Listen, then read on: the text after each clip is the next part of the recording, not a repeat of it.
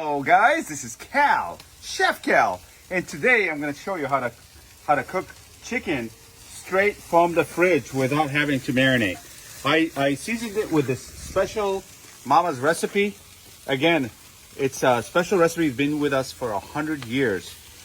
And if I tell you what the seasonings, I have to kill you. You know what's Salt, on there? pepper, chili, onion, turmeric, and garlic. But don't tell anyone, all right, guys? This is a secret between me and you.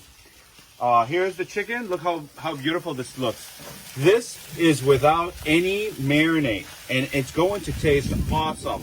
You take it straight from the fridge, put it on the grill, and you got yourself delicious chicken.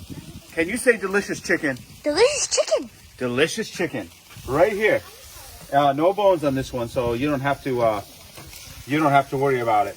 But this is going to be done really soon. It's on charcoal. Oh, guys, look at me. Look at me in the eyes. Always use charcoal.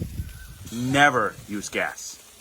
If you use gas, you're not a true griller. You're not a natural-born griller. You might as well just put it in the microwave.